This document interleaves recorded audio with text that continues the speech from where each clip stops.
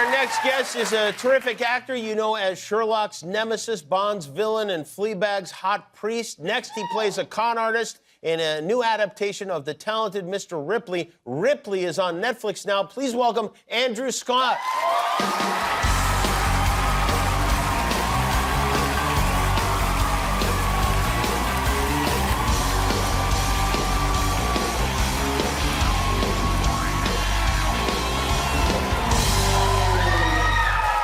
Welcome, Andrew. Are you tired of being called hot priest? Have you had enough of that now? There are worse things to be called. Yeah, I guess so. Did you get letters from nuns and stuff, that kind of thing? Yeah, but I've always had letters from nuns. You have? Where are you from in Ireland? I'm from Dublin, capital city. Oh, all right. I've heard of it. Yes, I've heard tale of it. Yeah, you've heard tale? Are there a lot? There must be a lot of. I mean, there's so many actors from Ireland. There must be a lot of acting opportunities there. Yeah, there's loads of actors sort of that everybody's probably familiar with at the moment. There's Yeah. brilliant Are ones. you guys all friends? Is it like a community? Yeah, we are. I know so many of them for years. Cillian Murphy and I did a film years ago, and Paul Mescal and I have just done a film. Oh. The girls too, Jessie Buckley and Ruth Negga and Saoirse Ronan and Jamie Dornan, know them all. Colin Farrell. And all very, most of those people have been here, all very, seem like very nice people. You think? Yes, I do. Do you think otherwise? Is there something you want to share with us? No, please? Irish people are nice, friendly, chatty, which is good for a chat show. Yeah, right, exactly. Yeah, right. And that's all I ask. I don't ask for anything else other than just a little bit of chatting. A little bit of this. Then we take a picture and everybody goes home. Everybody goes home tired but happy. You did something that I heard about this, but I just find it it's incomprehensible to me. You recently did a play, one-man play. You play 8 different characters in that play. Yes, yeah. How do you do that? It sends you completely insane. It I played must. 8 characters, yeah, and it was a play in the West End I just finished at the end of last year. And yeah, you're on the tube, the subway in London, and you just spend months muttering away, and you're doing playing 8 different characters in one scene. And This is a dumb question. Are you running and grabbing a wig, and now I'm this lady, and I'm this guy, and whatever? No, we didn't do any of that, because then it allows the audience to do a little bit of detective work, themselves. So the audience has to figure out, even though you're not changing your appearance. yeah, just slight little changes in the way you might use your voice, or just little small things. And at the beginning, we use little symbols, and bit by bit, the audience. It's amazing what audiences love to do a little bit of work. The worst kind of acting, I think, is when people are sort of spoon-fed everything. I think audiences like a bit of... Interesting. Yeah. And they can follow it because, well, you must be, you can't be a mediocre actor and pull something like that. You can. Like, I would go out there...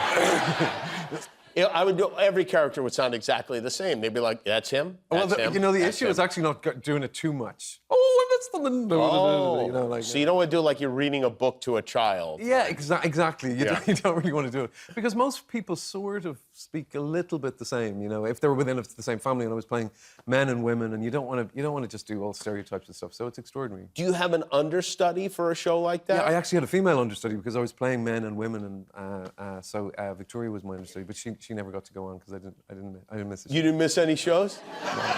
Does she hate you because she of probably that? hates me. Yeah. But she's a nun, and she wrote me a letter about it. I'm interested in Victoria now. So Victoria... Sister Victoria. Would Sister Victoria come every night and be there ready? That's an extraordinary thing that understudies. That's why they have to be so admired. She had to learn as much stuff as I had to learn. Yeah. But she never gets the chance to go on. It's also very terrifying for understudies sometimes to think, something happens. As much as Victoria must hate you, her parents probably hate you so much more. I met Victoria's parents, and they're like, hello. Yeah, they're like, how are you feeling? How are you feeling? At you. Yeah, exactly. At you, exactly. But, so Ripley, which, as I mentioned, is based on the books, Talented Mr. Ripley, yes, indeed. has been out 24 hours on Netflix. You're getting fantastic reviews. The critics are uniformly saying, I don't know if you read this stuff, you're much better than Matt Damon was. They made a point of that. Come on, Sister Victoria. Yeah, no, that has to be a little bit weird playing a part. It was intimidating. After a movie has been made. Of course. Not intimidating by any stretch of the imagination. For me, it was intimidating because, it's a film that people love, and I'm certainly included in that. I absolutely adore that film. But, so that was one of my big questions. Is like, why are we doing this? But Steve Zalian, our writer director, had just this very, very strong image when he read the book many years ago that he wanted it to be very film noir. It's all set in black and white. And Yeah, why is it set in black and white? well, it's very Hitchcockian, you know. It's like it's very crime based, and you know he wanted it to feel of the period. It's set in very early '60s, and it's exquisitely shot. It really looks like no other kind of form of television, and we get to spend a huge amount of time with the character. He's like, it's an 8-hour thing. So At any point, did you look around at the other actors and go, you know, I could play all of you if I wanted to. We could just get one check from me and it would all go to me.